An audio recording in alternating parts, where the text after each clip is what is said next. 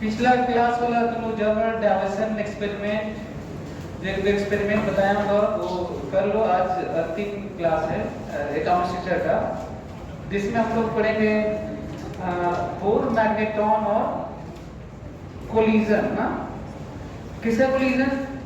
Electron का hydrogen atom से, neutron का हाइड्रोजन एटम से, हाइड्रोजन एटम का हाइड्रोजन एटम से,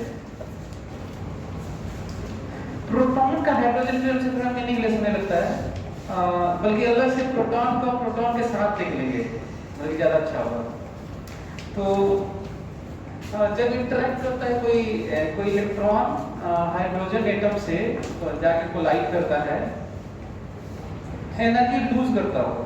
यदि उसके न्यूक्लियस के इंटरेक्शन में जाना है तो यह बहुत स्पीड से आ रहा है और कोलाइड करता है, तो कई तरह के कोलिजन हो सकते हैं। परफेक्टली इनइलास्टिक भी हो सकता है, पार्शियली भी हो सकता है, परफेक्टली इलास्टिक भी हो सकता है। डिपेंड करता है कि वो कितनी एनर्जी से आके स्ट्राइक कर रहा है। तो इससे पहले कि हम लोग कोलिजन वाला, अच्छा वो पहले दिया आपको दिखाते हैं वीडियो।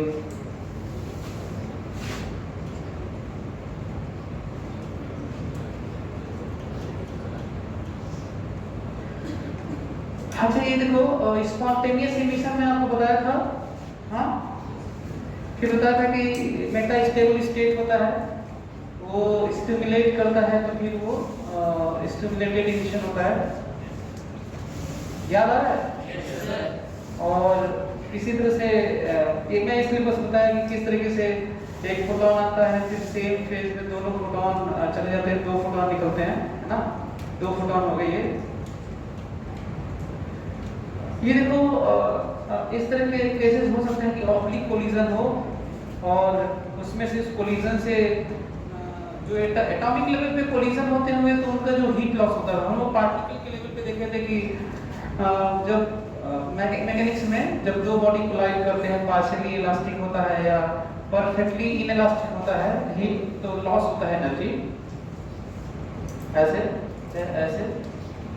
तो हम लोग पढ़े थे हीट करके छोड़ दिए थे, लेकिन जब एटम की बात करेंगे तो कहेंगे हीट है, तो हीट की जगह रियली में कहीं भी हीट का सेंस यही फोटोन का होता है ना, कि उनके फोटोन के फॉर्म में एनर्जी लॉस हुई होगी। तो देखो इसमें फोटोन निकल रहे हैं जब दो एटम कोलाइड करते हैं। हेलो क्या हो यार, हेलो। सो अच्छा जी, ये देखो सेकेंड्स देखो, ये क्या वैल्यूज है, बहुत छोटा ऑर्डर होगा शायद, ये बहुत कम टाइम होगा शायद मिली सेकेंड, लेकिन ये बस एक पैरामीटर बना के दिखा हुआ है कि यदि एक इलेक्ट्रॉन और एक पॉजिट्रॉन कोलाइड करते हैं, एनहिलेट हो जाते हैं, पूरी एनर्जी में कन्वर्ट हो जाते हैं। ये कई चीजों को रिप्रेजेंट कर रहा है ये, जब ये कोलाइड कर रहे होंगे तो यदि दो प्रोटॉन मर्ज हुए तो क्या बनेगा, जैसे LHC में हुआ था ना, लार्ज हैड्रॉन कोलाइडर में प्रोटॉन कोलाइड करवाए गए थे। एक बच्चा पूछ रहा था 11th का था, या वैसे हर बैच के ही बच्चे पूछते हैं LHC के बारे में कि सर प्रोटॉन कोलाइड करवाए थे तो LHC में, लार्ज हैड्रॉन कोलाइडर में, तो आखिर उन लोगों को मिला क्या था, तो कौन सी चीज थी जो बताने लगा कि ये वैल्यूज हैं ग्लूऑन और क्वार्क से बने हुए पार्टिकल थे, न्यूट्रॉन प्रोटॉन है। तो यदि दो प्रोटॉन को कोलाइड करेंगे बहुत हाई स्पीड से, very close to speed of light से, तो इसी तरह के बहुत सारे पार्टिकल निकलते हैं, जिसमें से बात होने लगती है हिग्स बोसॉन की ना। फिलहाल मैं इसका भी पार्ट मान सकते हैं कि ये पूरी एनर्जी का पार्ट है। यदि इलेक्ट्रॉन और पॉजिट्रॉन मतलब पार्टिकल और एंटी पार्टिकल कोलाइड करते हैं तो पूरा मास गायब हो जाता है, और E बराबर mc² से सब कन्वर्ट हो जाते हैं एनर्जी में।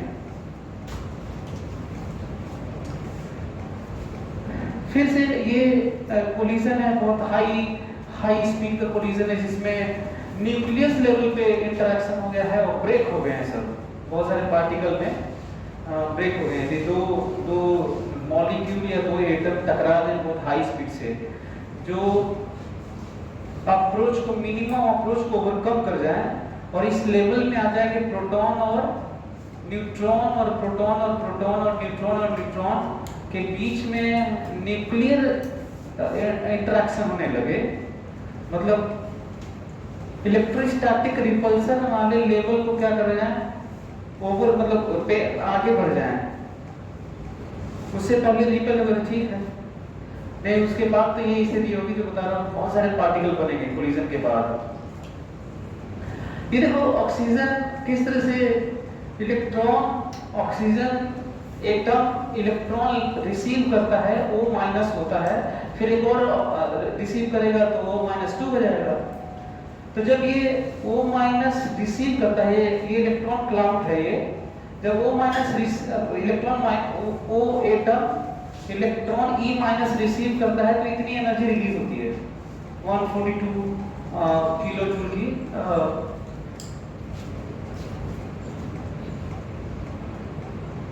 ये किलो जूल किसी अमाउंट के लिए क्या,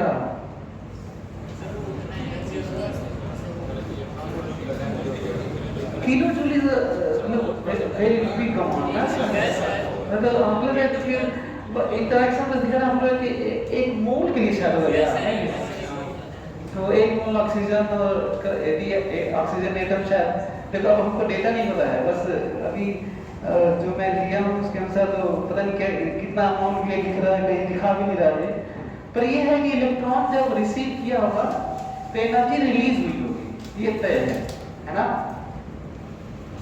चलो उस पे आते हैं, अब देखते हैं कोलिजन देखते हैं और बोर मैग्नेट्रॉन ना, पहले बोर मैग्नेट्रॉन पढ़ लेते हैं।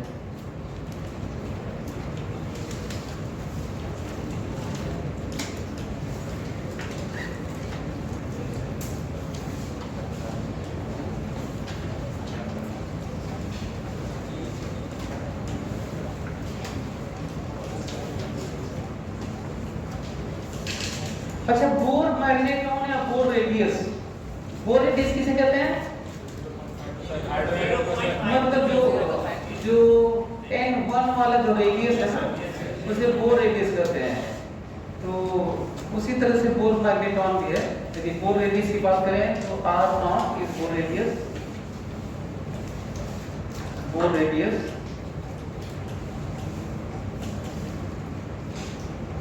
R0 मतलब कितना 0.53 एंगस्ट्रॉम ना, इस बोर रेडियस। और इसी वाले के लिए जो मैग्नेटिक मोमेंट होगा इससे एसोसिएटेड, तो हम लोग उसको बोर मैग्नेट्रॉन कहते हैं ना। जैसे ये न्यूक्लियस हुआ इसका, हाइड्रोजन एटम का,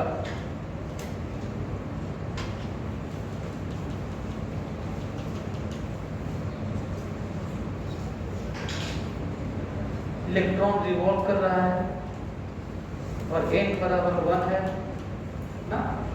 तो फिर से बता दूं, बोर मैग्नेट्रॉन मतलब magnetic moment associated with the revolving electron in first orbit, n बराबर 1 ना। तो बोर मैग्नेट्रॉन मतलब मैग्नेटिक मोमेंट उस इलेक्ट्रॉन से एसोसिएटेड जो n1 में रिवॉल्व कर रहा होगा। तो मैग्नेटिक मोमेंट, मैग्नेटिक मोमेंट जानते हो? हाँ, क्या होता है मैग्नेटिक मोमेंट, जिसे बोर मैग्नेट्रॉन कहते हैं।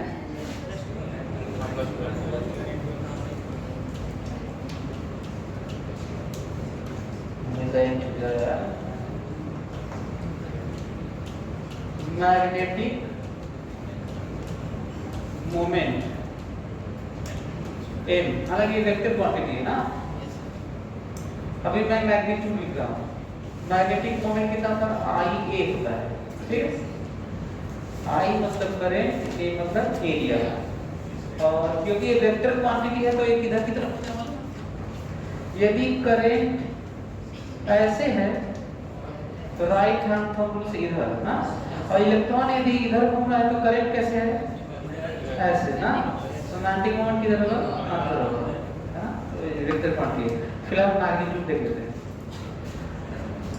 करंट याद है आप लोगों को, करंट कितना होता है, Q by T ना, तो Q मतलब E by T ना, मतलब E by T मतलब कितना,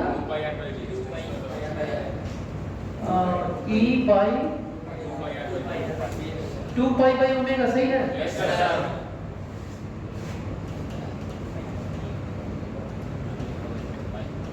सही है?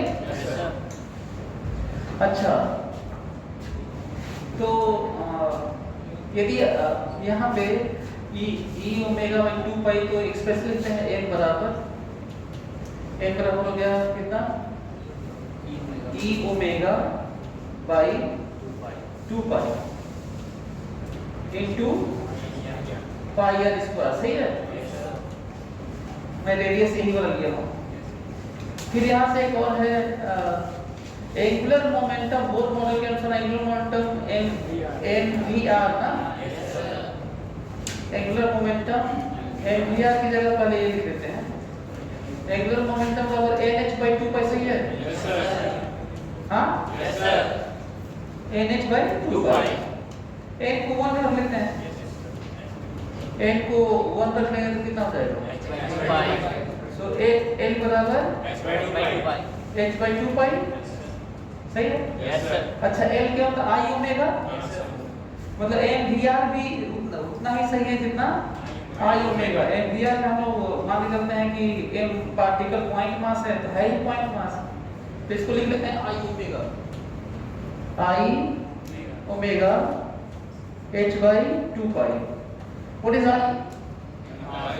M I square point mass है, yes sir, into omega h by 2 pi. यहाँ पे देखो तो एम आर स्क्वायर ओमेगा, तो आर स्क्वायर ओमेगा तो रख ही सकते हैं यहाँ पर, पहले तो पाई पाई कैंसिल हो गया, कितना हो गया, e by 2 R square omega, what is value of R square omega, यहाँ से आर स्क्वायर ओमेगा आया ना, कितना हो गया, h by 2 pi m, m is what, किसका इलेक्ट्रॉन का मास, रख लेते हैं यहाँ पर, तो ये हो गया e by 2 और r square h by 2 pi m, तो इसका मतलब हो गया e h by 4 pi m। This bore magnetron ना, यही बोर मैग्नेट्रॉन है M।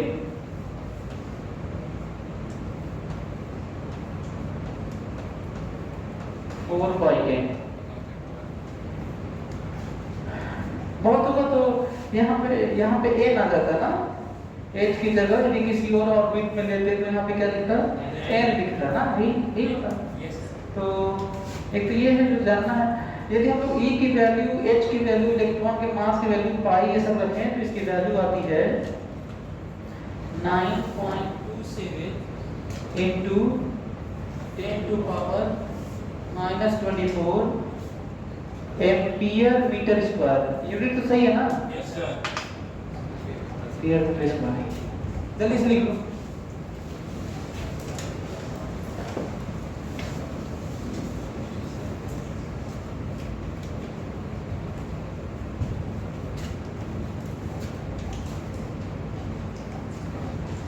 तो दो टर्म होते हैं जिसको बच्चे थोड़ा कम ध्यान दे पाते हैं। बोर रेडियस का सोचते हैं ये क्या हो गया, बोर रेडियस क्या होता है, और दूसरा कहीं पे लिखा रहता है बोर मैग्नेट्रॉन, तो उनको पूछती है कि बोर मैग्नेट्रॉन क्या है।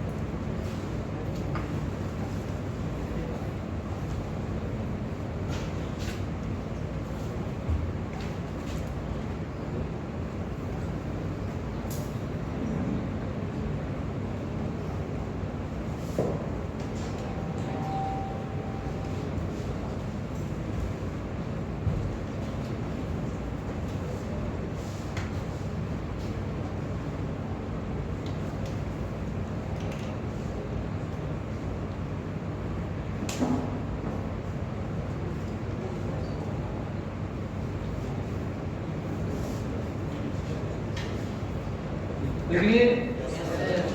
ज्यादा लेट नहीं करना, तुम लिखने में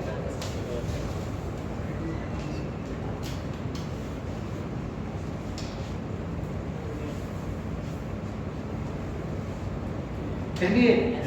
चलो मेरी बात ध्यान सुनना, इसको मैं फिर से करने जा रहा हूँ ना, ध्यान सुनना। इसको एक टर्म होता है इलेक्ट्रोस्टैटिक मैग्नेटिज्म और मॉडर्न में, जहां देखो इस रेशियो का यूज करते हैं लोग, मैग्नेटिक मोमेंट और एंगुलर मोमेंटम का रेशियो हमेशा q/2a होता है, इसको यूज करते हैं।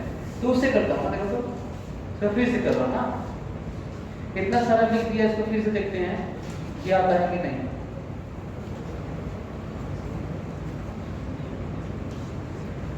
अच्छा, किताबों में ये कम मेंशन किया हुआ है, लेकिन आप आज से जानो तो, चाहे वो रॉड हो ना, चाहे कोई पार्टिकल घूम रहा हो Q, चाहे कोई रॉड हो,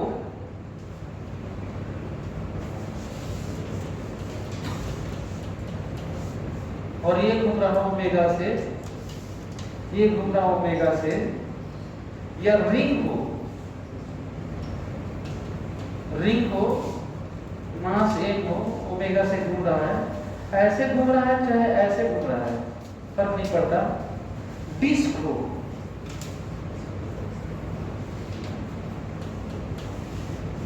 फर्क नहीं पड़ता, ऐसे घूम रहा है कि डायमीटर के लॉन्ग घुमा रहे हैं।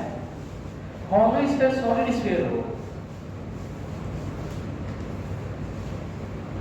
ओमेगा से घूम रहा है और इस पे चार्ज है और सब जगह चार्ज है। किताब में एक चीज गड़बड़ किए हुए हैं जो मेंशन नहीं किए हैं, ध्यान सुनना।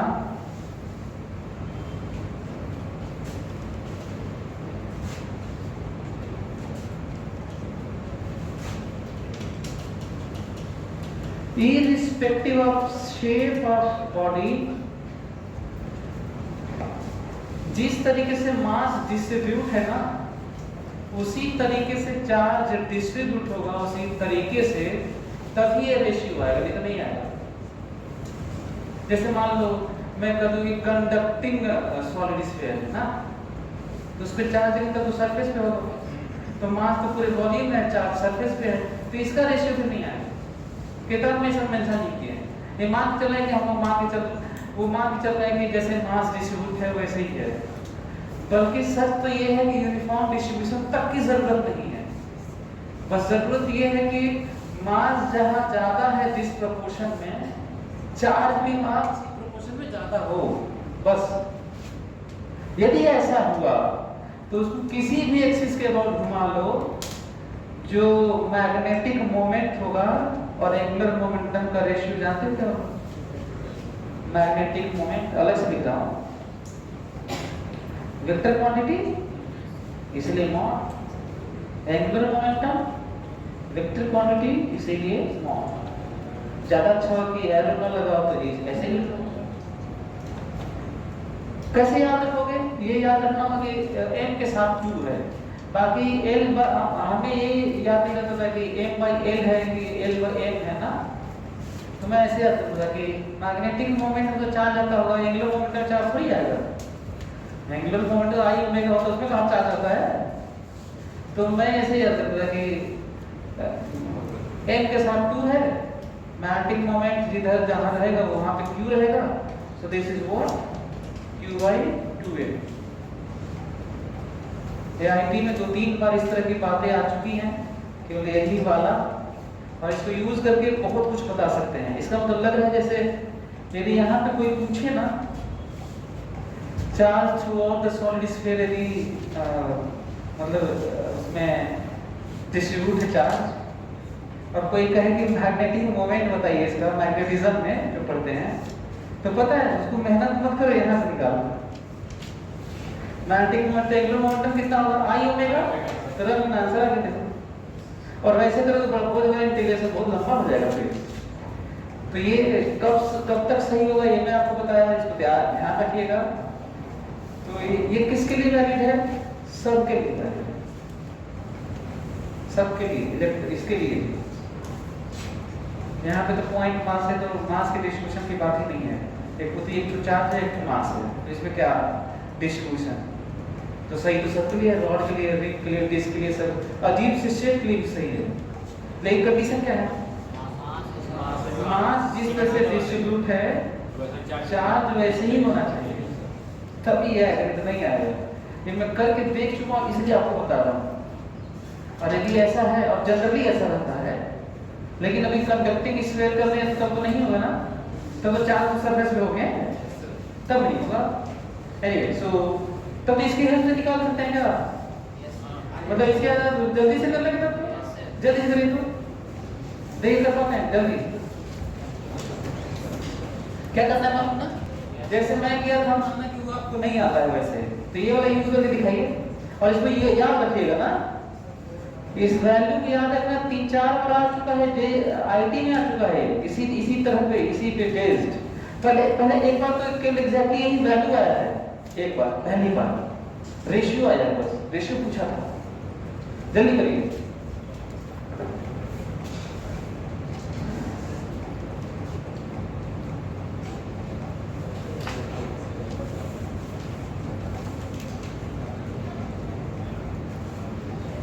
आ गया?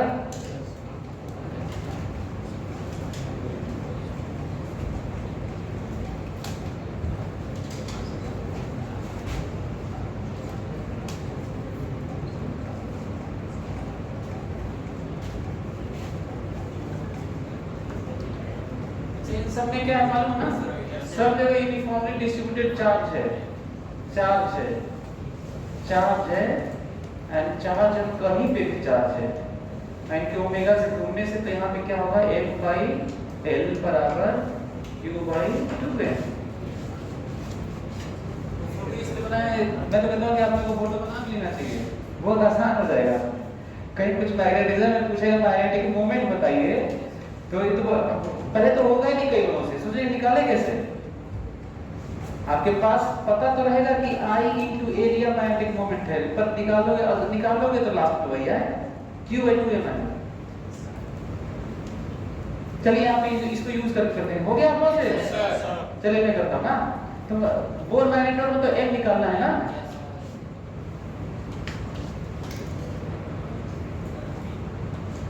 अरे तो आ गया, एंगुलर मोमेंट भाई 2π है। अरे कुछ ज्यादा छोटा हो गया, इसकी जगह ये लिख ले, यहाँ पर 2m लिख ले। अब पहले आर्गुमेंट में कितना एंगुलर मोमेंट होता है, तो वो तो गया यार, ये तो बहुत जल्दी हो गया है।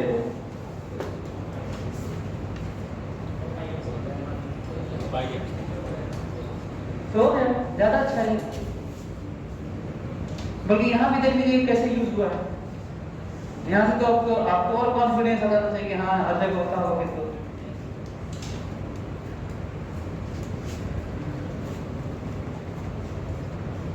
अब पढ़ते हैं कोलिजन ना, जो सबसे कठिन माना जाता है मॉडर्न में, कठिन माना जाता है। यदि आप ध्यान से देखेंगे तो कठिन है नहीं वैसे, बस प्रॉब्लम किस बात की होती है, वो जो उस लेवल का इमेजिन हम नहीं कर पाते। नहीं ऐसे कि इलेक्ट्रॉन लड़ेगा हाइड्रोजन से, अरे बाप रे बाप क्या होगा पता नहीं। ऐसे तो आप देखे हो ना ऐसे चीजों को लड़ता हुआ, तो मैकेनिक्स आप थोड़ा समझ पाते हैं। अब वहाँ पे इलेक्ट्रॉन का कोलिजन हाइड्रोजन एटम से तो इमेजिन ही नहीं कर पाएंगे। न्यूट्रॉन जो तो और दिक्कत कर देगा, ये क्या होगा पता नहीं क्या जाके करेगा वो। तो आप देखें कि ये कुछ और नहीं, बस थोड़ी सी प्रॉब्लम किस बात की आती है, क्वांटाइजेशन की। Discrete value of energy, receptor जो रिसीव करता है इलेक्ट्रॉन, उसी की प्रॉब्लम आती है। तो देखते हैं collision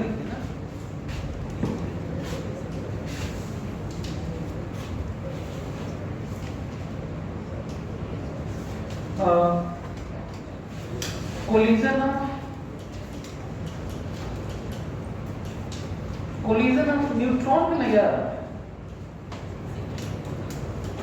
neutron with H atom.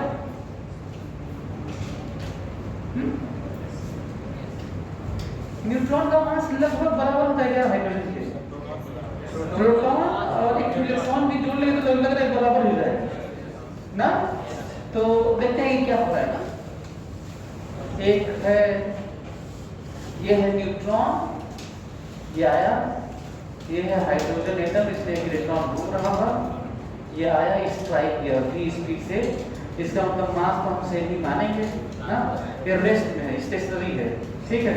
और ये v से आया, लड़ा, और फिर दोनों एक साथ चल लिए, मतलब इसके साथ में एक प्रोटॉन है, एक न्यूट्रॉन है, ये घूम रहा है ऐसे, ये मैं मान के चल रहा हूँ, एक साथ चल दिए। अगर मर्ज होने में हो सकता है कि बाइंडिंग एनर्जी का कोई रोल, फिलहाल मैं इसको इग्नोर करके चल रहा हूँ। और देखते हैं क्या फिर, और ये चल रहा है v डैश हो गया ना।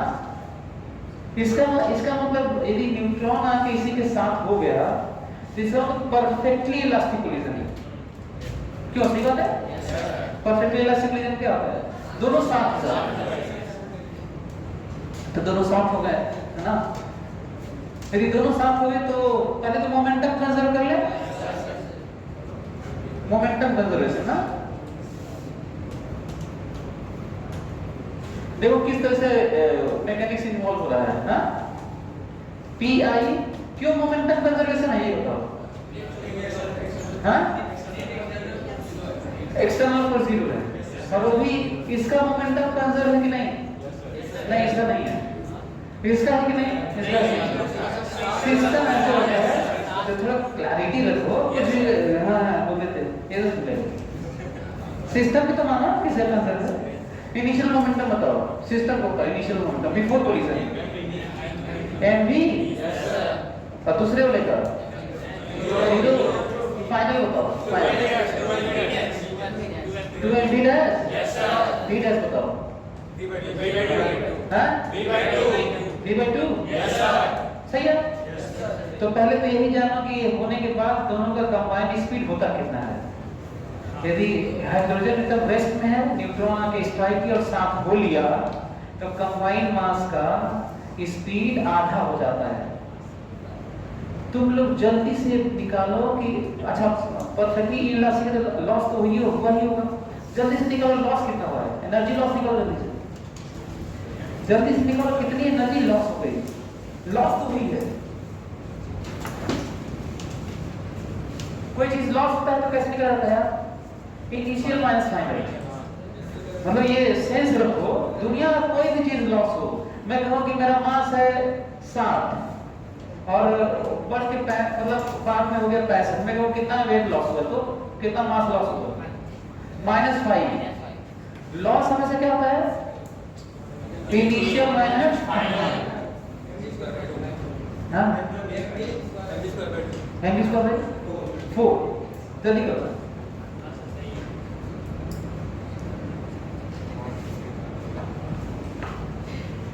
चलो देखो तो ई लॉस, इतना देर बहुत है आपके लिए। E loss is how much? Kinetic energy initial minus kinetic energy final. What is kinetic energy initial? 1/2 mv². What is final?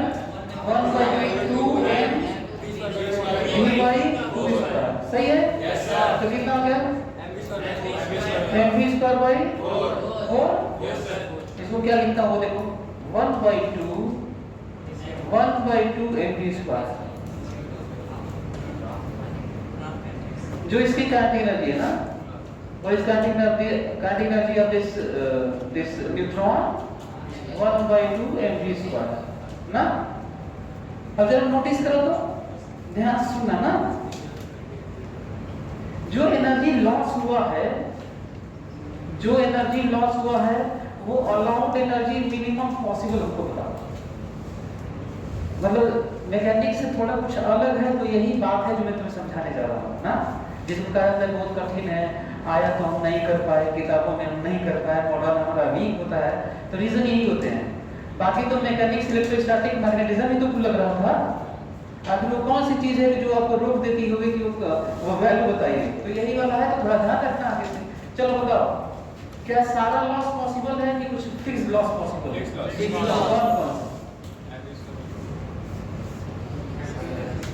चलो ये जब न्यूट्रॉन आके लड़ा होगा हाइड्रोजन एटम से, तो लॉस के नाम पे एक ही कहीं भी लॉस नहीं होता है। भले ही हम लोग मैकेनिक्स में फोटोन का नाम नहीं लेते, हीट लॉस बोल लेते हैं, पर होता तो यही है जो बोलने जा रहा हूँ। बस वो मैटर के लेवल पे होता है, मॉलिक्यूल के लेवल पे होता है, बड़े स्केल पे होता होगा। अभी देखे थे ऑक्सीजन वाला में था ही बड़ा, क्योंकि 142 किलो जूल दिया था, तो बड़ा देखने में लग रहा है ये क्या है, तो 1 मोल का शायद होगा मोस्ट मोल। एनीवे, तो यहाँ पे हम बताओ ये लॉस मतलब क्या? लॉस मतलब फोटोन लॉस हुआ होगा, भाई यही होता है हर जगह, हीट में भी तो यही होता है। तो बताओ यहाँ पे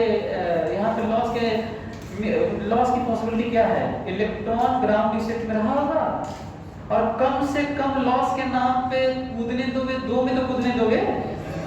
यदि उतना भी नहीं कूदेगा तो फिर वो एक्सेप्ट ही नहीं करेगा। लॉस के नाम पे क्या हो सकता था? एनर्जी उसको मिलती, कूद जाता 2 में, और फिर लौट के आता तो फिर रिलीज कर देता फोटोन में।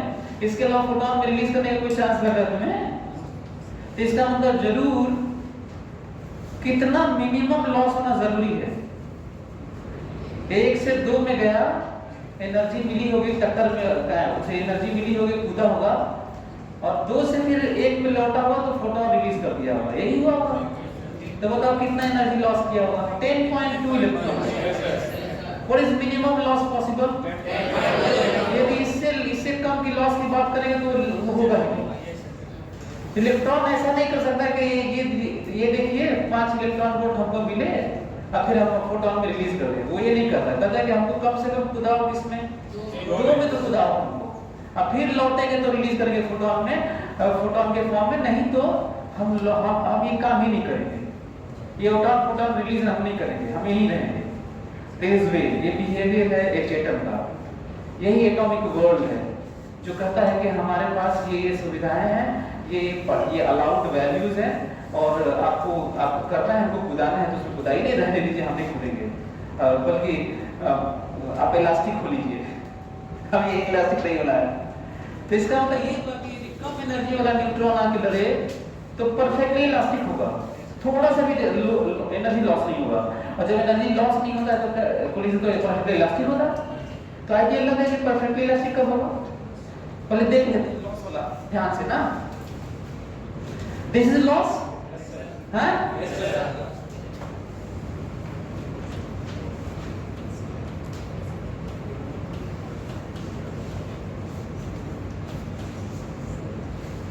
डेल्टा ई ना। तो मैं ये देखने जा रहा हूं कि वो मिनिमम कितना एनर्जी से परफेक्टली इनइलास्टिक कोलिजन हो सकता है ना। तो पहले केस तो ये बना ना, मतलब ये तो होना ही चाहिए, जितना लॉस हुआ है वो डेल्टा ई जो ट्रांसफर वाला है, इलेक्ट्रॉन अलाउड ना, जो अलाउड हो सकता है, मैं पार्शियली और परफेक्टली इनइलास्टिक कोलिजन नहीं पाऊंगा, नहीं।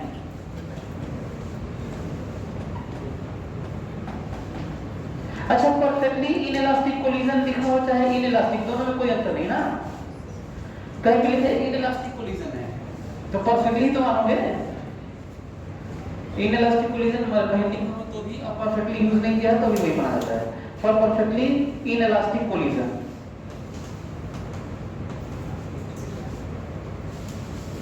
मिनिमम के मिनिमम कर देगा,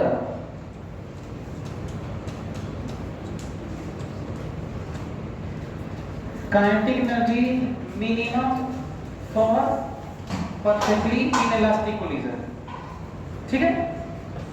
तो यदि के ई मिनिमम होगा तो लॉस भी मिनिमम होगा, और लॉस भी मिनिमम होगा तो ये भी मिनिमम होगा, और ये मिनिमम होगा तो देखो 1/2 mv² डेल्टा ई, यहां पे मिनिमम लगा दें,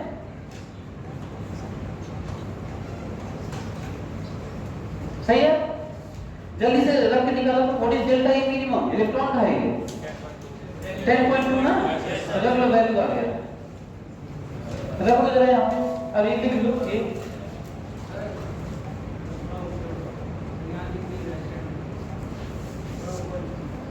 अच्छा यहाँ दिख नहीं रहा क्या? अरे तो तुम इधर उधर किस पे यार? भाग के जल्दी भाग क्या? अगर आएगा नहीं हो वहीं से बस बताएगा कि दिख नहीं रहा। जल्दी से वैल्यू रखो, तो जल्दी वैल्यू रखो।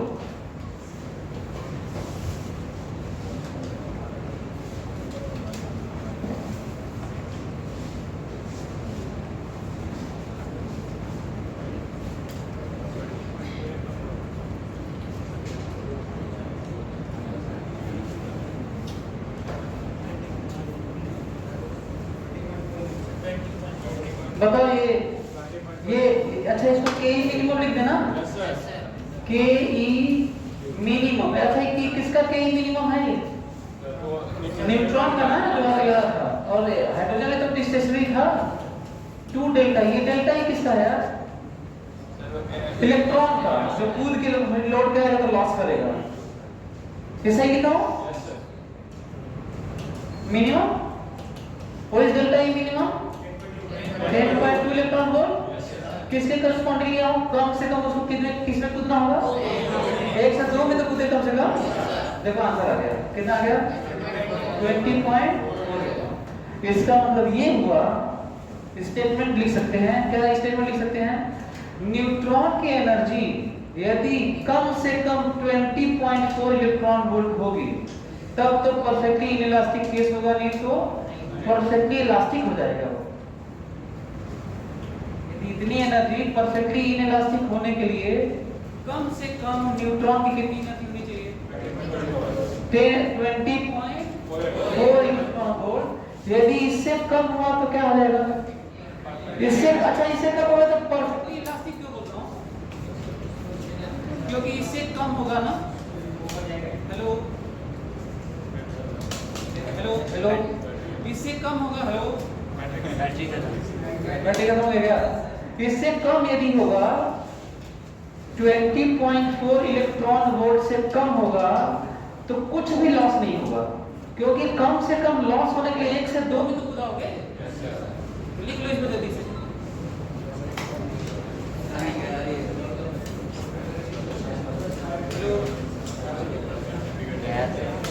हेलो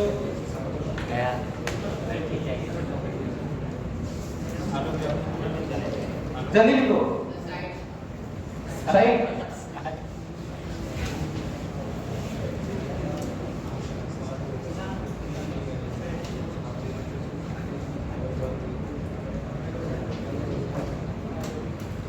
कैसे लिखना है? देखो कैसे, ऑफ न्यूट्रॉन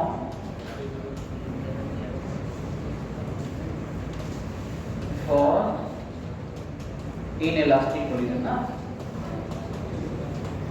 मैं लिख रहा हूँ कि रियल में क्या हो रहा है, किसके लिए निकाले हैं? Minimum kinetic energy of neutron for inelastic collision. Perfectly लिखो चाहे तेरी कहा जाए तो इसका मतलब ये हुआ कि यदि मैं कहूँ कि न्यूट्रॉन की एनर्जी 20 इलेक्ट्रॉन वोल्ट है, आके लड़ा, बताओ कैसा है, कैसा कोलिजन होगा? लॉस होना नहीं है फिर।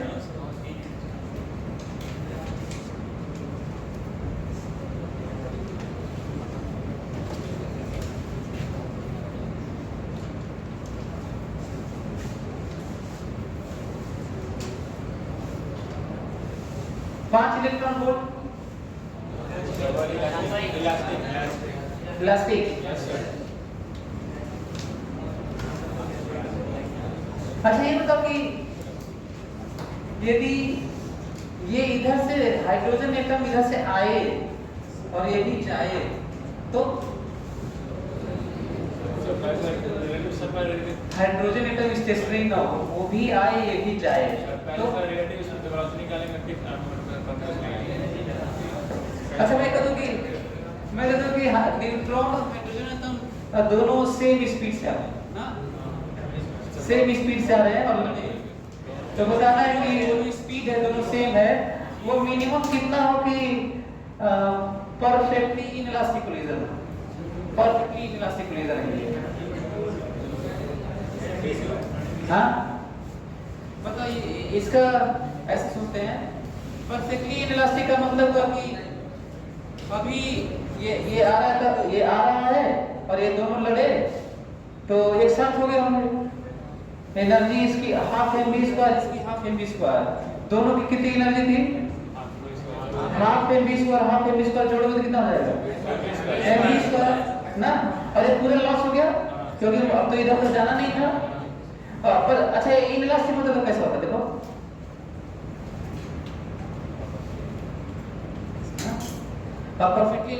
परफेक्टली इनइलास्टिक होता था, परफेक्टली इलास्टिक होता तो परफेक्टली इलास्टिक होता तो ये होता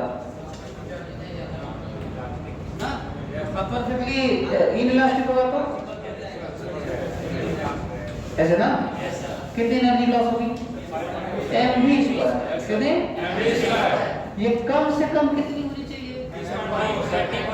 एम वी स्क्वायर कितनी होनी चाहिए? 10.2 होनी चाहिए।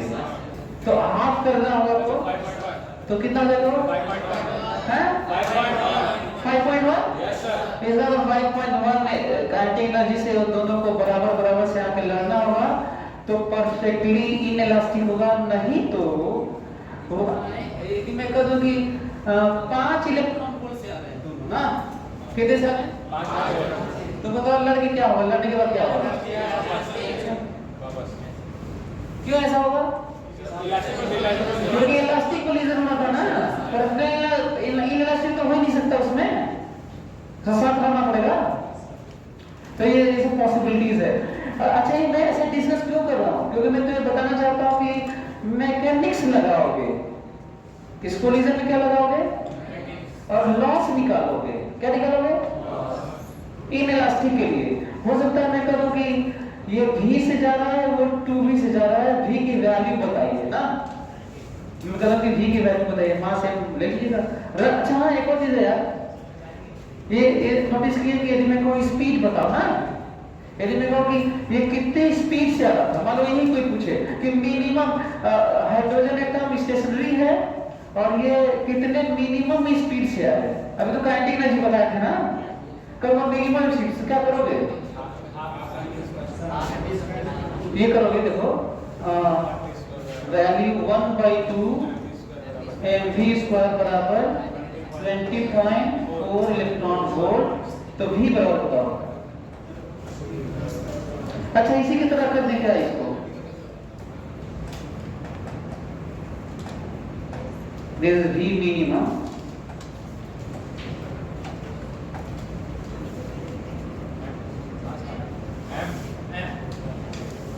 ये 1/2 4 ना,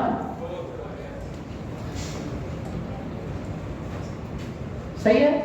सिंबल बताया, सिंबल में under 4 delta E minimum possible loss by m। जानते हो डेल्टा ई मिनिमम कितना रखोगे?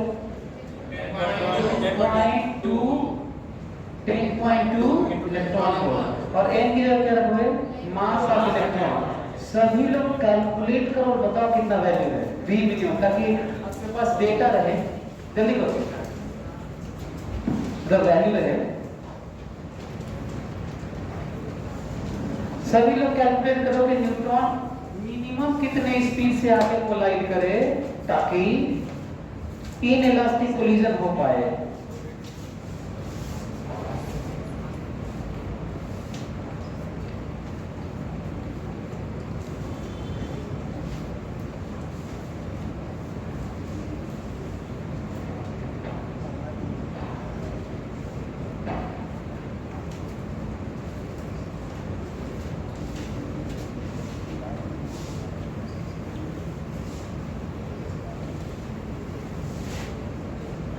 बताओ कितना? What is v minimum?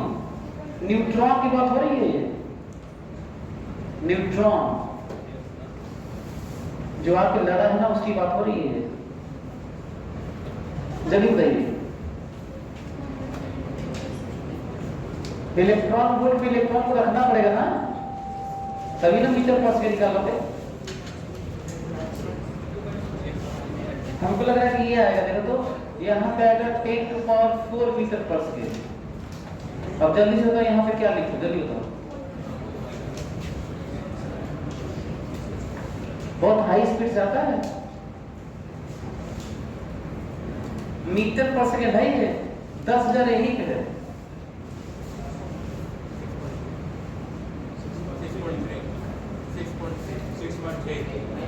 6.3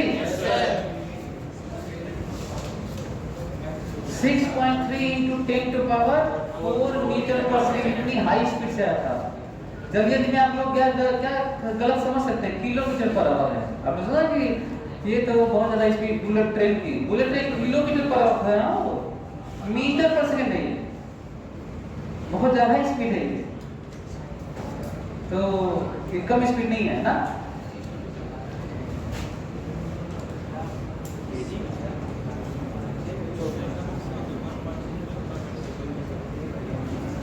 तो अच्छा, इस पे अब क्या करोगे आगे से, ये समझ में आया कि करना क्या है। कहीं पे भी वो कहें कि ये ऐसे जा रहा है वैसे आके लड़ा भिड़ा, तो तुम मैकेनिक्स लगाओगे। क्या करोगे? मैकेनिक्स लगाओगे। पार्शियल इलास्टिक में भी मैकेनिक्स लगाओगे और लॉस को कम से कम कितना करोगे? 10 मिनिमम लॉस। ज्यादा तो हो ही सकता है, अरे ज्यादा में कूद गया होगा वो, लेकिन कम से कम कितना लॉस होना चाहिए? 10.2 वाला लॉस होना ही चाहिए। इतनी सी बात है, बाकी सब पार्टिकल डायनामिक्स है। क्लियर हुआ? चलो ये देखो आगे देखो, collision of E, collision of E with H atom ना। अब एच एटम के साथ इलेक्ट्रॉन ले लेते हैं,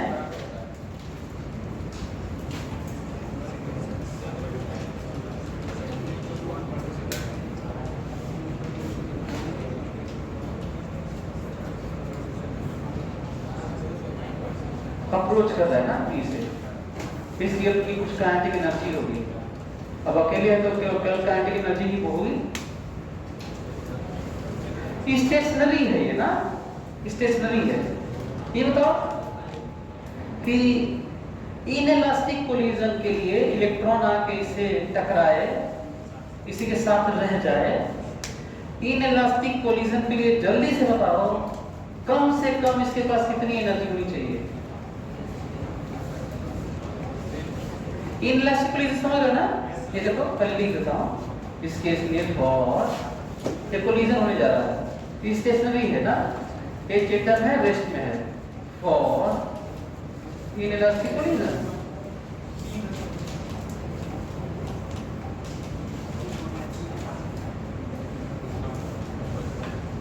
ये जब इसके आए ना, ये काइनेटिक एनर्जी आए से टकराए, तो बहुत कुछ बदलाव इसमें नहीं आएगा ना। यदि मैं मान के चलूं कि ये आके बस टकराएगा भी, वैसे पॉसिबल होने के लिए मैं पहले बता देता हूं, फिर अप्रोक्सीमेशन देता हूं ना, ध्यान सुनना ना। यदि ये आए और इसके साथ टकराए, तो सच में तो ये है कि इसके पास कुछ मोमेंटम होगा। इनइलास्टिक कोलिजन है तो एक साथ हो जाएंगे और मोमेंटम अभी भी उतना ही रहेगा, और फिर उसके बाद कुछ लॉस की बात होगी। वो लॉस कम से कम कितना आना चाहिए? 10.2।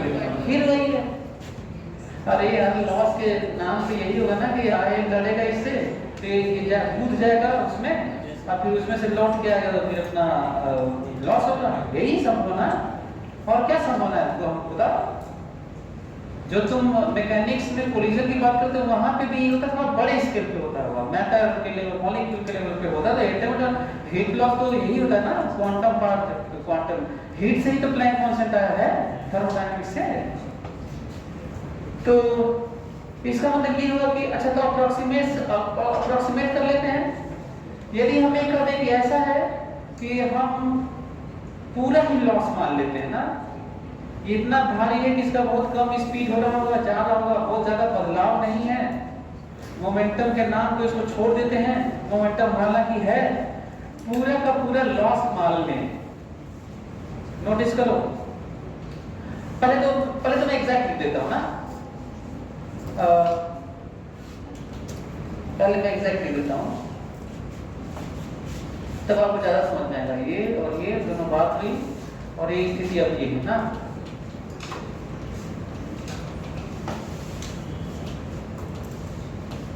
अब ये और चल रहा है बी डैश है, और ये रास्ता बी से ना, पहले मैं वो लिख देता, जो एग्जैक्ट है पहले वही लिख देता हूँ, पता नहीं हो सकता है एग्जैक्ट ही ना पूछे कि नहीं आप ये प्रोसेस हो रहा है मैकेनिक्स यूज करने की बात हो रही है, चलिए लिख लेते हैं।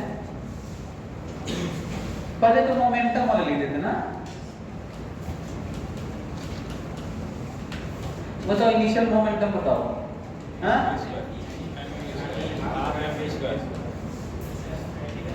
सही है। अरे हाँ बताओ MEV है, सही है। अच्छा हाइड्रोजन एटम का तो 0 है। अब बताओ यहाँ बताओ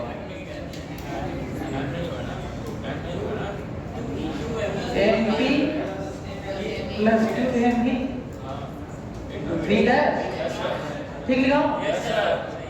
हाँ अच्छा, तो एक इक्वेशन ये हो गया ना। दूसरा अप्रोक्सीमेशन बात भी किया जाएगा, आप पहले एग्जैक्ट पढ़ते हैं ना।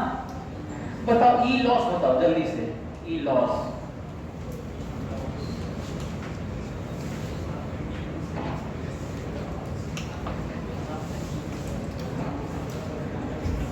कम से कम तुम लिखना सीखो। मॉडर्न में तो यही सब बातें होगी ना। ई लॉस के लिए क्या लिखना है? ई लॉस के लिए लिखना है kinetic energy initial minus kinetic energy final. What is kinetic energy initial? जल्दी देख के बताओ। 1/2 MEV² minus 1/2 MP plus 2ME V dash square. What is V dash? MEV by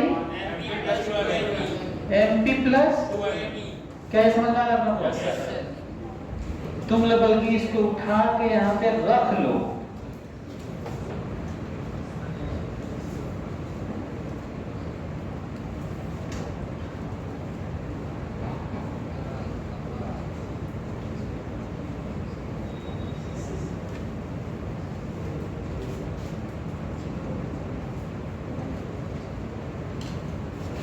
तुम लोगों को मिलेगा ई लॉस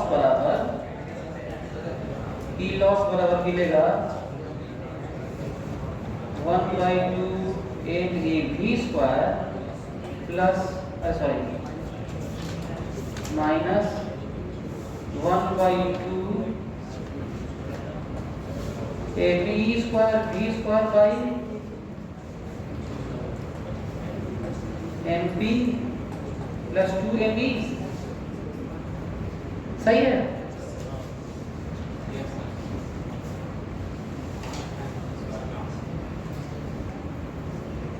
अच्छा ये बात भी देखो, लोग कैसे अप्रोक्सीमेट कर रहे हैं, ये तो एग्जैक्ट वैल्यू दिख रहा है ना।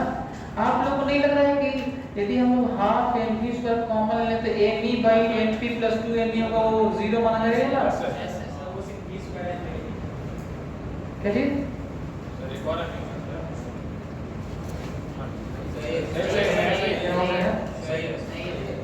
अरे यार ये कैंसिल भी तो होगा इसको, किसी बोले थे। फिर से सुनो जरा, देखो ना क्यों अप्रोक्सीमेशन लेते हैं वो तो सुन लो, देखो। अच्छा ये करने के बाद आपको ज्यादा आइडिया लगेगा। ये बताइए ये लगभग आपको नहीं लग रहा है कि ये लगभग कितना है? लगभग 1/2 MEV² लग रहा है? कैसे लग रहा है? यदि मैं इतना कॉमन ले लूं ये वाला पार्ट और यहाँ पे भी, जानते हो क्या बचेगा यहाँ पर? यहाँ पे तो 1 होगा, 1 minus ME by MP plus 2ME, तो 0 लग रहा है। तो इसका ये रहेगा फिर। इसका मतलब ये हुआ कि जितनी एनर्जी से आके लड़ा था ये मोमेंटम ठीक है, मैनेज किया है, लेकिन लॉस लगभग पूरा ही हो गया। एक इंटरेस्टिंग रिजल्ट आ रहा है ये। इसको मैकेनिक्स में भी इस तरह का यूज कर सकते हैं कि बड़ा मास है और कोई आके चिपक जाए उससे, एक भारी मास हो, एक हल्का रेस्ट में हो, एक हल्का मास आके चिपक जाए उसी से, तो जानते हो एनर्जी लॉस कितनी होगी? इतनी काइनेटिक एनर्जी उसकी होगी ना, पूरी लॉस हो जाएगी। थोड़ा सा कम। अब पहले से मोमेंटम का क्या हुआ? तो ठीक है भाई, चिपका है, थोड़ा सा चल रहा है साथ में, इधर धीरे धीरे चल रहा है। रिजल्ट इसी तरह का आया है, मैकेनिक्स में भी ये होगा, ध्यान रखिएगा। तो इसका मतलब ये हुआ कि तब तो यही बात कर लेते हैं आज तक, तो यही पूरा लॉस। तो जल्दी से बताओ कितना एनर्जी इसका होना चाहिए, कितना एनर्जी होना चाहिए, कितना मिनिमम कितना एनर्जी होना चाहिए परफेक्टली इनइलास्टिक के लिए? हाँ 10.2 इलेक्ट्रॉन। कितना होना चाहिए? 10.2। सच तो ये कि ग्रेटर होना चाहिए थोड़ा सा, है ना, तभी ना लॉस 10.2 होगा, तो कुछ तो एनर्जी रखेंगे सर। तो इसका मतलब यदि एग्जैक्ट बात करें तो यही कहा जाएगा कि कोलिजन के लिए फॉर इनइलास्टिक कोलिजन जो रिजल्ट आया है ये वैल्यू ना, ये जो वैल्यू है जिसको अच्छा इसको लॉस को इसको फिर क्या कहेंगे, ये क्या है, इसको फिर क्या कहोगे? काइनेटिक एनर्जी या इलेक्ट्रॉन ना, किसका किसका एनर्जी है? इलेक्ट्रॉन का मतलब पूरा लॉस होने जा रहा है, नोटिस करना पॉइंट है। तो इसका मतलब फिर से इसको लिख लेते हैं, तब क्या हो गया ये?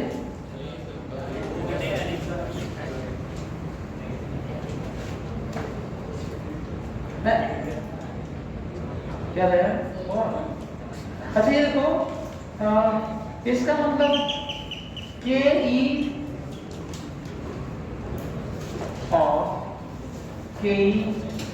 ऑफ इलेक्ट्रॉन मिनिमम के ना फॉर इनइलास्टिक कोलिजन बराबर कितना करना होगा?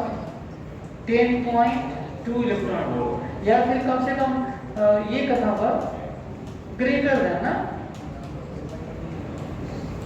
सही है? ग्रेटर ठीक लग रहा है ना, थोड़ा ज्यादा ना। अब चलो तो एक काम कर दो, जरा अब यहां से देख के बता दो, हाइड्रोजन एटम स्टेशनरी है, 5 इलेक्ट्रॉन वोल्ट से आके लगा, कैसा कोलिजन? इलास्टिक। कैसा? इलास्टिक। 10 इलेक्ट्रॉन वोल्ट से इलास्टिक।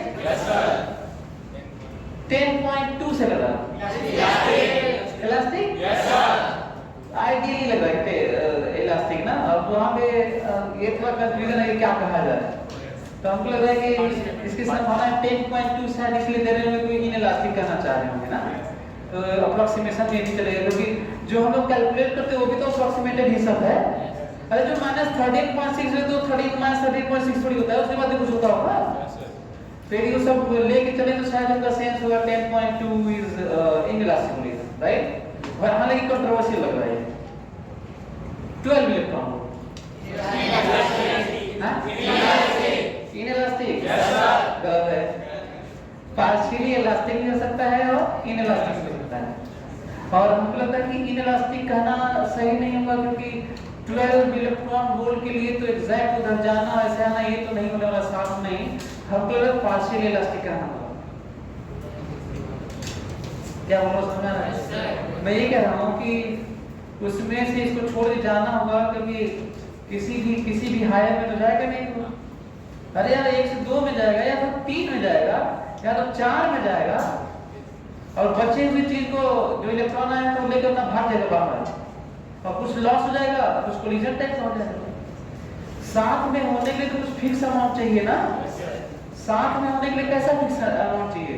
जो लॉस हो कुछ, अच्छा डेल्टा याद है ना जो निकाले थे, उसको तो अलग अलग रखना होगा ना, उसी के लिए तो परफेक्टली इलास्टिक हो गया, क्लियर हो गया?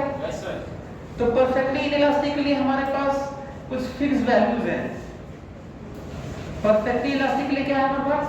कुछ फिक्स वैल्यूज हैं, वही वाला, नहीं तो पार्शियली इलास्टिक में लेके जाना होगा, क्लियर हुआ? अच्छा एक दो और बातें जो आईटी में आया, वो एक क्वेश्चन वो सुनो, ध्यान से सुनना ना। वो कह रहे कि इसके लिए इसको हटा देते हैं ना, मैं कहता हूँ कि पहले आप लोग लिख भी लीजिए, बल्कि ये वाला पार्ट जो रिजल्ट आया है ये लिख लीजिए कि K E less than 10.2 electron volt elastic collision ना।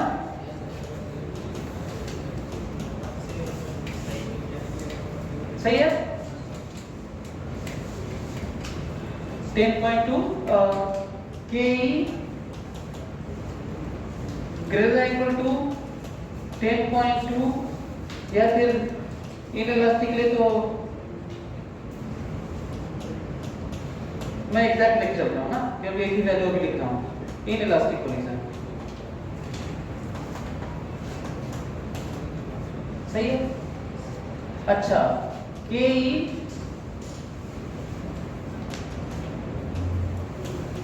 10.2 से ज्यादा हो और वो 1 से 3 वाला कितना डिफरेंस होता है बताओ? हाँ 12.09 पार्शियली ना।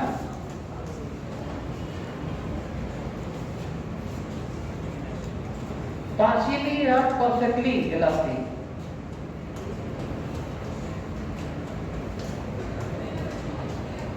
अच्छा पार्शियली या परफेक्टली दोनों क्यों लिख रहा हूं? क्योंकि यदि इलेक्ट्रॉन आया किनारे से ऐसे लड़ के चला जाए, ऑब्लिक कोलिजन हो जाए और जो लॉस उसकी बात हो वो 5 ही इलेक्ट्रॉन वोल्ट की हो तो ये कूदेगा थोड़ी। मैं कह रहा हूं कि मान लो 11 इलेक्ट्रॉन वोल्ट क्या है ना, समझने की कोशिश करो। 11 इलेक्ट्रॉन वोल्ट लेके आया, लड़ा और इसको कूदा दिया 2 में, तो कितना कितना उसका चला गया होगा? 10.2। अब अपने छोड़ के भागा होगा तो पार्शियली इलास्टिक हो गया ना। अच्छा मान लो आया ऑब्लिकली लगा, ऐसे ऐसे आया, यहाँ पे इलेक्ट्रॉन से लड़ा और ऐसे चला गया ना, और इसको देने की संभावना जो बन रही थी वो 5 इलेक्ट्रॉन बोल रही थी, अपने ही ज्यादातर लेके भागा, तो लेगा थोड़ी वो। इसका तो कैसा कोलिजन हो गया? इलास्टिक हो गया। क्लियर हो रहा है तुम्हें? परफेक्टली इलास्टिक के वैल्यूज होनी चाहिए ना, यहाँ पे अगर निकालेंगे तो लिख लीजिए जल्दी से इसको। उसमें दोनों संभावनाएं हैं, यदि 10.2 से ज्यादा हुआ, 10.2 से कम हुआ तब तो मस्त है कि इलास्टिक होगा। 10.2 हुआ, 10.2 और हेड ऑन हुआ और दे दिया। मैं तो कहता हूं कि 10.2 पे भी यदि ऑब्लिक हो जाए तो भी यहाँ पे इनइलास्टिक के साथ में पॉसिबिलिटी क्या है? पार्शियली इलास्टिक ना। 10.2 पे इनइलास्टिक होगा या तो इलास्टिक होगा ना। हम लोग इनइलास्टिक ही क्यों बोलते हैं? क्योंकि हेड ऑन कोलिजन को, ऑब्लिक नहीं, किसके लिए? और यदि मेंशन ना हो तो किताबों में आपको ऐसे ही माना जाएगा कि आया पेनिट्रेट किया, हेड ऑन हुआ है और इलास्टिक हुआ, बात करते हैं पॉसिबिलिटी की बात ना। अच्छा तो चलो ये एक पॉइंट का जो ई का कोलिजन देखिए, वो जो आईटी में है वो सुनो ना, अब उसकी बात करते हैं। लिख लीजिए ना ये, चलो देखो तो जरा ध्यान से।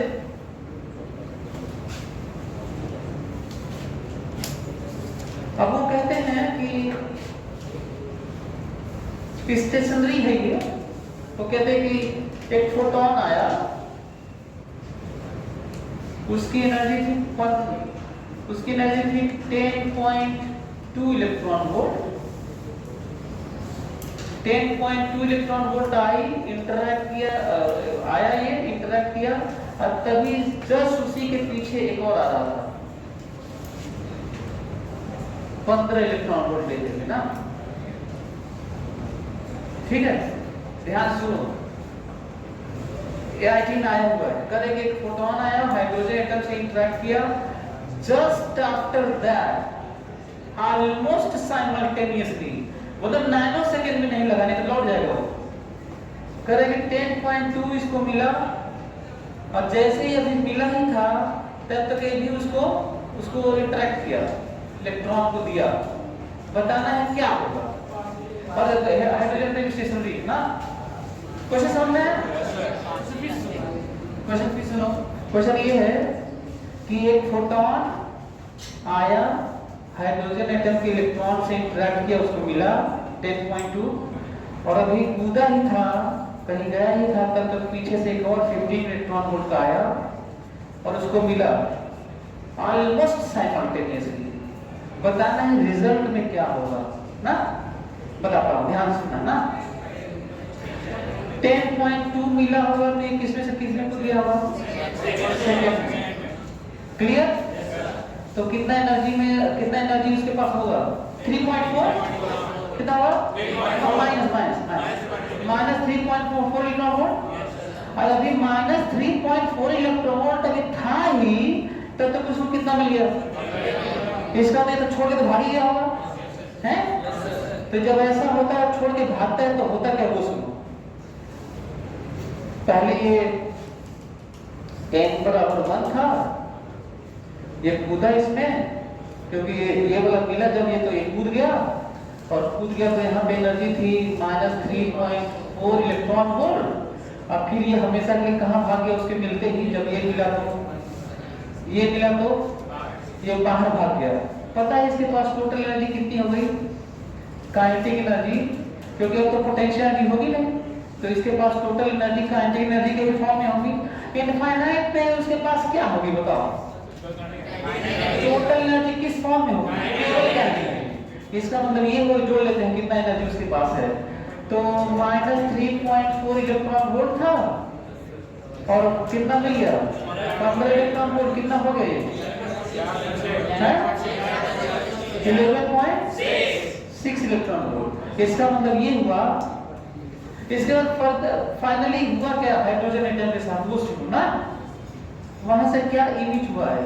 ये फोटोन आके दोनों इलेक्ट्रॉन को मिले हैं, तो फाइनली क्या हुआ है? हाइड्रोजन एटम से दो चीजें निकली हैं।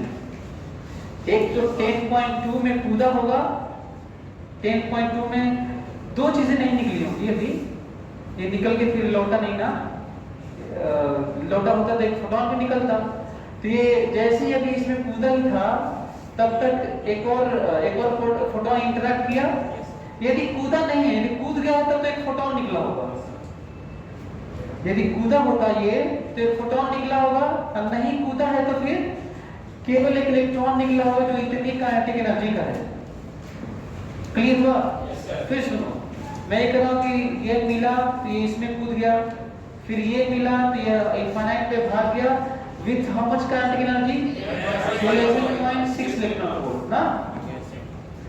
लेकिन यदि साइमल्टेनियस में हम लोग ये भी माने कि भाई नैनो सेकंड के अंदर इंटरैक्ट नहीं किया हो, नैनो सेकंड में, और यदि ये इलेक्ट्रॉन जंप करके लौट गया है, तो इस हाइड्रोजन एटम से कितने का फोटोन बाहर भी गया होगा? 10.2 का। कितने का? 10.2। और फिर इसको मिला होगा 15, फिर ये बाहर भगा तो कितनी काइनेटिक एनर्जी होगी? Minus 13.6 plus 15 electron volt. कितना होगा? तो इसमें कितने आंसर पॉसिबल है? डिपेंड करता है वो कहाँ क्या है, उसका सेंस क्या है, इस पे डिपेंड करता है। और इसका सेंस इस पे हम लोग को देखना है कि जो आया है वो रियल में क्या कर रहा है, थोड़ा सा कंफ्यूजिंग है जो आया हुआ है।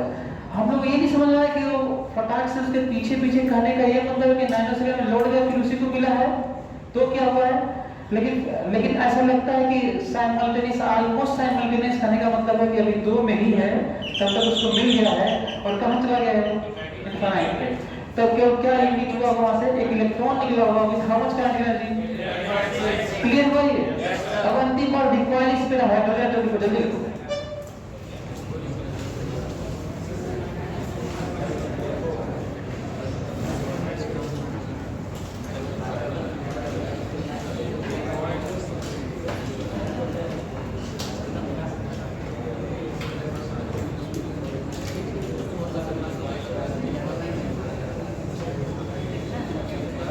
Required speed of hydrogen atom, ये मान के चलो कि वो स्टेशनरी ना,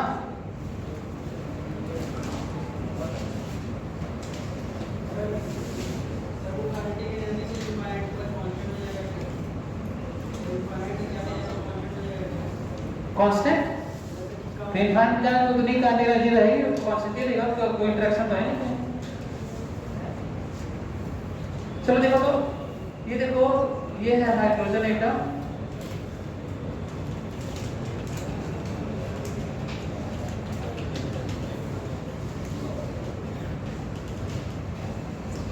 ध्यान सुनना ना। यदि कोई भी ट्रांजिशन हुआ हो, फर्क नहीं पड़ता कि किसमें से किसमें हुआ है, कोई भी ट्रांजिशन हुआ है वो देंगे, 2 से 1 में कहेंगे, 3 से 1 में कहेंगे, 3 से 2 में कहेंगे, इनफाइनाइट से हो सकता है कोई इलेक्ट्रॉन इसमें आ गया हो। तो कोई भी ट्रांजिशन हो, मैं मान के चल रहा हूँ कि हाई n से लो n में गया है, किसी में से किसी में गया है, ये इलेक्ट्रॉन जंप किया है इसमें, और क्या इमिट किया है? फोटोन। क्या किया है? फोटोन। इसकी अपनी एनर्जी होगी, कितनी एनर्जी होगी? hν, चाहे कितनी होगी? hc बाई लैम्डा, और कितना मोमेंटम होगा? h by lambda. सही है? Yes sir. यदि जब कूदा है और ये निकला है, तो शुरू में तो इसे हाइड्रोजन एटम का मोमेंटम 0 था, बस एक्साइटेड स्टेट में था। जब ये कूदा तो इधर मोमेंटम तो 0 होना चाहिए, तो इसको इक्वल स्पीड मिला होगा कि नहीं? Yes sir. Clear? Yes sir. ये H एटम का स्पीड है उसके निकलने का, क्योंकि नेट मोमेंटम पहले कितना था? 0, तो अभी भी कितना होना चाहिए? 0। तो एक तो ये पॉइंट है, क्योंकि कोई एक्सटर्नल फोर्स लगा नहीं तो मोमेंटम कंजर्व होना चाहिए था। अच्छा, दूसरा इक्वेशन लिखता हूं ना। एक तो पहले ये कि P जो मोमेंटम है, P मोमेंटम है H एटम का, P मोमेंटम H एटम का, वो रियली में इसी के बराबर है, h बाई लैम्डा। सही है? h बाई लैम्डा कहिए या e बाई c कहिए, या केवल p ही कहिए, p फोटोन। एक तो ये है। दूसरा, आखिर ये बताओ कि जब ये रेस्ट में था, फोटोन निकला, इसके पास भी कुछ एनर्जी आई, कहां से आई? भागने वाली एनर्जी, काइनेटिक एनर्जी, और ये निकलने सब एनर्जी कहां से है मालूम है? ये जो ट्रांसफर हुआ है ना, ये कम हुआ है, वही उसमें कन्वर्ट हुआ है। इलेक्ट्रॉन जंप किया है तो एनर्जी कम हुआ होगा, तो मैं कहूँगा कम हुआ तो कहाँ गया? तो क्या कहोगे? कुछ तो इसमें गया होगा और कुछ इसमें गया होगा, दोनों में वहीं से ना आया है। अच्छा, जनरली अप्रोक्सीमेशन क्या, तो वही सुन लो। वो कहते हैं कि ऐसा है कि जनरली जो मानते हैं, कहते हैं कि ये कूदा है तो इसी में गया है। ये तब माना जाता है, जो अभी तक मानते आ रहे थे, ये मान के चल रहे थे कि हाइड्रोजन स्टेशनरी था और अभी है। क्लियर हो गया? Yes sir. मतलब जब इसमें कूदता है तो फोटोन निकलता है, तो हम लोग क्या मानते हैं? ये तभी स्टेशनरी है। हम लोग ये नहीं मानते हैं कि चलने लगा होगा, जबकि सच्चाई है कि मतलब इसमें से कुछ निकलता है तो ऐसे होता है, तो नहीं है मोमेंटम कंजर्वेशन। तो मैं लिखता हूं, ध्यान सुनना ना। 13.6 इलेक्ट्रॉन वोल्ट 1.n लो स्क्वायर माइनस 1/2 n, ये हाई लो समझ में आ रहा है? हाँ, यस सर। n और m भी यूज कर सकते हो, n और m कह लो, कह दो n लो है, m हाई है, तो यही होता है ना। ये जो एनर्जी कम हुआ है ना, वो किसमें गया है? गया है hν, hc बाई लैम्डा में गया है, plus 1/2 mv square. What is m? क्या ये फोटोन का मास होता है, ये तो इसी का मास है। क्लियर हुआ? हाँ।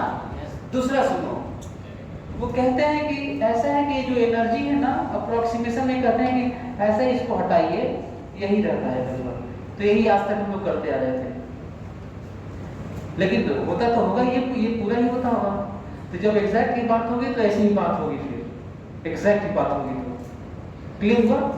अब ये बताओ कि रिक्वायर्ड स्पीड की बात कर रहे हैं, बताइए कि ये v कितना है? तो आपको नहीं लग रहा कि v के लिए हम लोग ऐसे कर सकते हैं, यहाँ पे ये जो मोमेंटम है इसको तो mv ही कहोगे, हैं? और बराबर क्या कहोगे? h by lambda. बोलो। Yes sir. तो बताओ v कितना? h बाई लैम्डा इनटू है।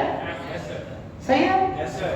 अब याद करो, ये वाला जो वैल्यू है, ये जो एक्सप्रेशन है, ये वैल्यू रियली में यदि हम लोग अप्रोक्सीमेट कर दें तो ये फोटोन वाली लगभग एनर्जी होती है। हम लोग क्या कहते हैं, ये वाला यूज करते हैं ना, 1 बाई लैम्डा बराबर आर जेड स्क्वायर की जगह हाइड्रोजन एटम है तो 1 ले लेते हैं और फिर कहते हैं 1 by N low square minus 1 by N high square, यही ना?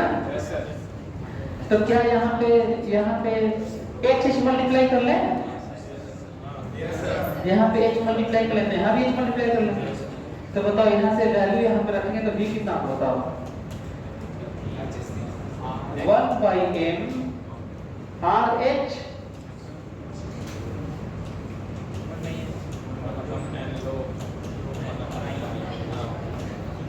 लो और हाई लिख सकते हो तुम्हारे। तो ये वैल्यू है और क्या, ये इक्वल स्पीड है, मतलब रेट बर्थ कांस्टेंट के टर्म में। नहीं तो आप ऐसे कर सकते हैं, कहेंगे नहीं वो ठीक है तो इसको हम लोग क्या मानेंगे फिलहाल? 0 मान लेते हैं ना। तो ये जो वैल्यू है हम लिखे h बाई एन का रख लें। लेकिन एग्जैक्ट बात करें तो तब इसको 0 नहीं मानेंगे।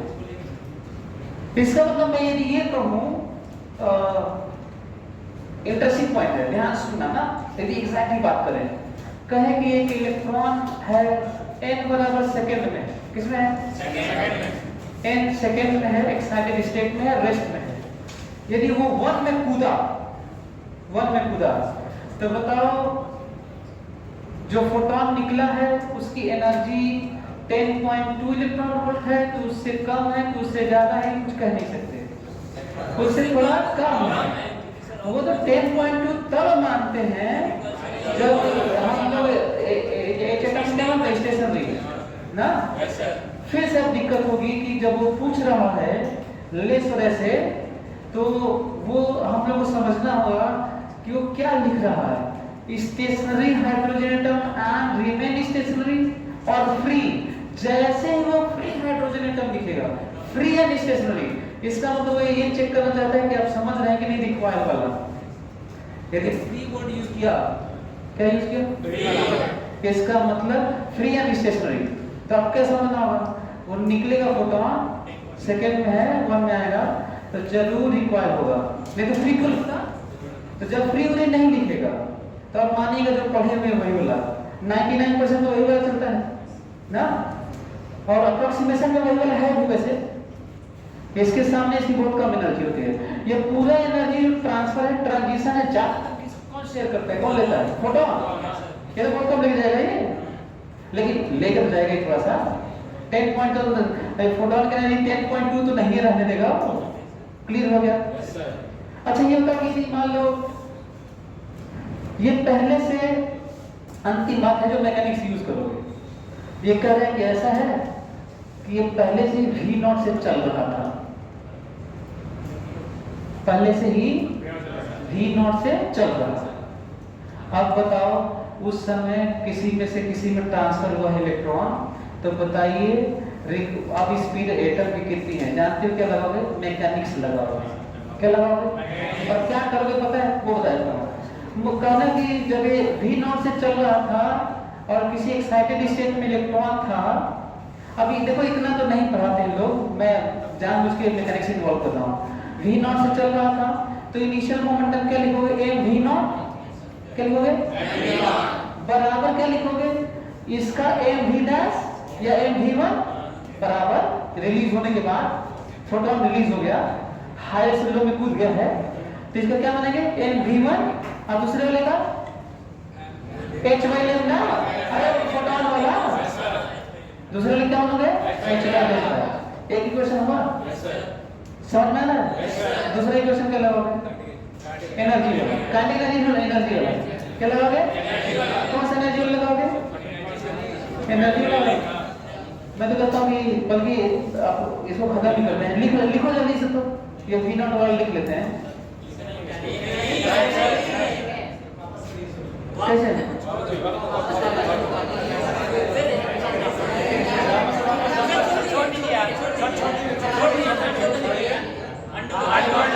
कहाँ पे? अरे फिर मैजिक है, जल्दी जल्दी लिखो जल्दी।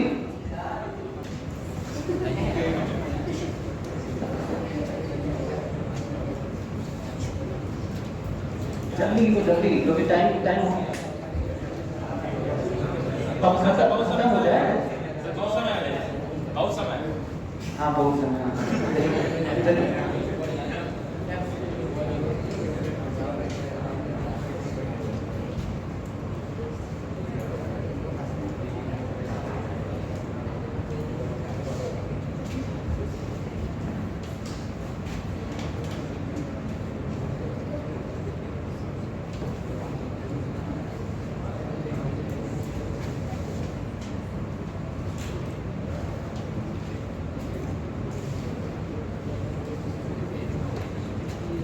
कोई जरूरी नहीं कि आप RH के टर्म में लिखें, इसको आप वो अलग रख सकते हैं, किसी में रख सकते हैं आप। हाँ बस ध्यान रखना होगा कि इसमें वो कैसे रखा गया, याद है ना? ये तब रखा गया है जब हम इसको क्या माने हैं, छोड़ दिए हैं उसको। अप्रोक्सीमेशन है।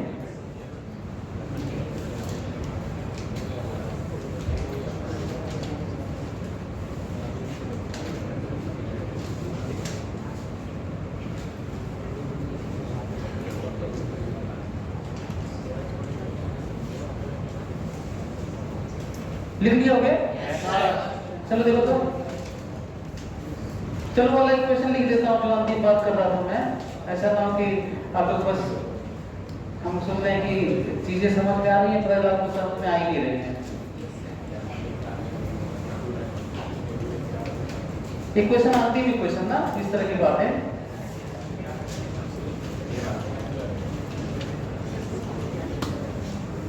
ये चल रहा है V0 से, और कोई इलेक्ट्रॉन है, और ये चलते हुए ये ट्रांजिशन वाली बात होने वाली है, और एक बदल के अब ये बात हो रही है।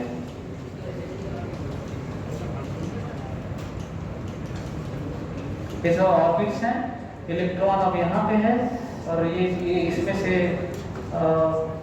ये V1 हो चुका है, और एक फोटोन इसमें भागा हुआ है। डिपेंड करता है ये किधर गया है, नहीं ये फोटोन है। फोटोन की स्पीड, अच्छा फोटोन का रिलेटिविस्टिक नहीं लगता, पता है ना हमको? जैसे होता है कि यदि हम बस से जा रहे हैं 10 मीटर पर सेकंड से, और यदि हम 2 से ऐसे फेंक दें तो बाहर से बाहर देखेंगे, 12 देखेंगे। यदि मान लीजिए हम 10 मीटर पर सेकंड से बस में जा रहे हैं और बाहर ऐसे निकल के ऐसे फेंक दिए 2 मीटर पर सेकंड से, तो जब मान लगता तो 10 से जा ही रहा था वो, और अपने रिस्पेक्ट में ऐसे 2 से फेंक दें तो आप कितना देखेंगे? हमको लगा मैं 2 से, हम अपने देख के 2 से फेंके हैं, आप कितना देखेंगे? लेकिन ये मैं 10 से जा रहा हूँ, और यदि टॉर्च जलाऊं ऐसे, तो ऐसा नहीं कि फोटोन की स्पीड में 10 जोड़ दोगे, वो वही रहता है, रिलेटिविस्टिक नहीं लगता। ठीक है, यही जानना है। हाँ जोड़ कर क्या फायदा सर? जोड़ दो तो स्पीड ऑफ लाइट ज्यादा हो जाएगा क्या? सर 10 अधिक होगा सर, क्या 10 अधिक होगा? हाँ तो नहीं होता, स्पीड ऑफ लाइट से एक्सीड कुछ नहीं किया आज तक। ये भी तो जानना बहुत बड़ी बात है यार, जानते थे ये? The speed of light is ultimate speed in this universe। अभी तक अल्टीमेट स्पीड है, इसको एक्सीड करने वाला कोई चीज अभी नहीं है। अभी बीच बीच में न्यूज आ जाती है कि ऑस्ट्रेलिया के साइंटिस्ट ने ऐसा डिस्चार्ज ट्यूब बनाया कि कुछ ऐसे पार्टिकल्स से जो स्पीड ऑफ लाइट से 300 गुना स्पीड से भागे। बात बदलने से फर्जी था सर। क्वांटम एंटेंगलमेंट सर आए बताते हैं। हाँ ये अभी चल रहे हैं अभी। चलिए ये देखो कहाँ गया ये फोटोन निकला। अच्छा हाँ पॉसिबिलिटी सुनो, इतनी पॉसिबिलिटी है कि उसका डिस्कशन करना 2-3 घंटा चल जाएगा। इधर निकला तो ऐसे गया होगा, इधर निकला तो ऐसे गया होगा, इधर भी तो निकल सकता है, इधर भी तो निकल सकता है, और पूरी क्या लगेगी? मैकेनिक्स। कोई दिक्कत? तो अभी फिलहाल मैं उधर ही निकल रहा हूँ जिधर जा रहा था, उल्टा भी निकल सकता है, और साइन के साथ लेना होगा, घटाना होगा फिर। तो फिलहाल पी बराबर पी एफ ना। बताओ इनिशियल मोमेंटम बताओ कितना निकला? मास है हाँ फाइनल मोमेंटम बताओ। mv1 प्लस सही है। एक इक्वेशन और बताओ, एनर्जी वाला जल्दी लिखो। अच्छा आप कैसे एनर्जी वाला लिखो, फिर मैं लिखता हूँ, चेक करना। ये तो मोमेंटम वाला है, जल्दी से एनर्जी वाला तुम लोग लिखो, फिर मैं लिखता हूँ तो मिलाओ ना। इलेक्ट्रॉन कूद गया है, फोटोन रिलीज किया है, और उसी डायरेक्शन में किया है। हालांकि बहुत सारी पॉसिबिलिटीज है, तुम उसी के अनुसार मोमेंटम। अच्छा यदि इधर फोटोन निकल गया देखो तो यदि फोटोन इधर निकला होता तो क्या करते हैं? ये वाला माइनस करते हैं, है ना? ठीक, चलिए एनर्जी वाला जल्दी लिखो, जल्दी एनर्जी वाला लिखो।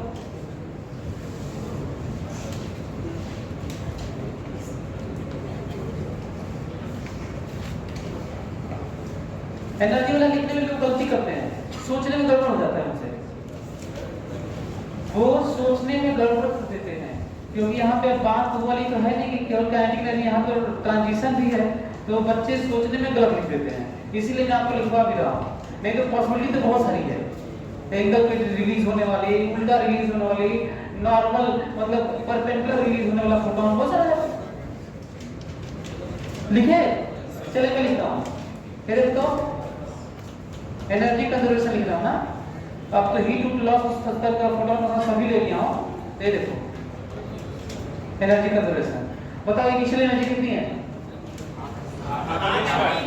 mv0 देखो लोग गलती क्या करते हैं, इसी सिस्टम को एनर्जी एक और मिली है जो एक कूदा है, जानते हो क्या लिखना है?